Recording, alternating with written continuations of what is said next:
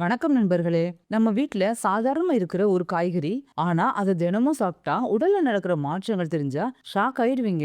அது என்னன்னு தெரியுமா? அதுதாங்க பச்சை பட்டாணி. இந்த ஒரு காய் உடல் எடையை குறைக்கும், சுகர் லெவலை கட்டுப்படுத்தும், இதயத்தை பாதுகாக்கவும் செய்யும். இந்த வீடியோவை ஃபுல்லா பாத்தீங்கன்னா பச்சை பட்டாணி சாப்பிடுறது எப்படி உங்களோட உடலை மாத்தும்னு தெரிஞ்சுக்கலாம். வாங்க வீடியோக்குள்ள போகலாம். ஃபர்ஸ்ட் பச்சை பட்டாணினா என்னன்னு பார்ப்போம். பச்சை பட்டாணி ஒரு புரோட்டீன் ரிச் வெஜிடபிள், அதாவது நமக்கு தேவையான பல சத்துக்கள் இதுல இருக்கு. இதுல protein, fibre, vitamin A, C, K, iron, magnesium எல்லாமே இருக்கு. இதுல இருக்கிற நியூட்ரியன்ஸ் நம்ம உடம்புக்கு ஒரு ஃபுல் பேக்கேஜ் மாதிரி வேலை செய்யும். நீங்க வெயிட் லாஸுக்கு ட்ரை பண்றீங்களா? அப்படின்னா இத கண்டிப்பா சாப்பிடணும். பச்சை பட்டாணியில ஃபைபர் அதிகமா இருக்கு. சாப்பிட்ட உடனே வயிறு ஃபுல்லான ஃபீல் வரும். ஓவரா சாப்பிடுறது குறையும். ஒரு கப்பு பட்டாணி சாப்பிட்டா நீங்க ரொம்ப நேரம் பசி இல்லாம இருப்பீங்க.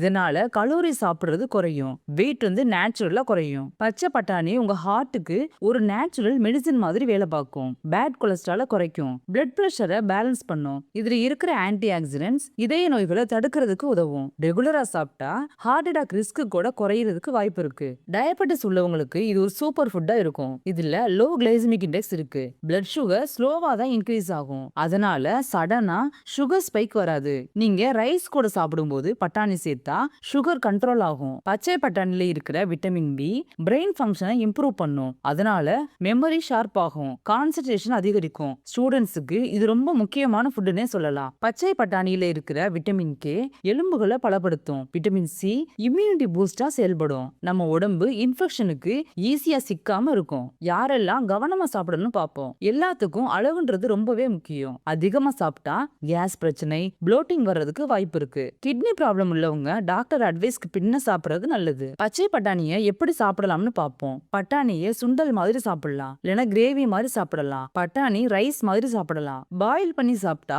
பெஸ்ட் நியூட்ரியன்ஸ் கிடைக்கும். இந்த சின்ன பட்டாணி பெரிய ஹெல்த் பெனிஃபிட்ஸை தரும். இந்த வீடியோ கண்டிப்பா உங்களுக்கு யூஸ்ஃபுல்லா இருந்திருக்கும். இந்த வீடியோ உங்களுக்கு பிடிச்சிருந்துச்சுன்னா லைக் பண்ணுங்க, ஷேர் பண்ணுங்க. அடுத்த ஹெல்த் டிப்ஸுக்காக நம்ம சேனலை சப்ஸ்கிரைப் பண்ண மறக்காதீங்க. தேங்க்யூ.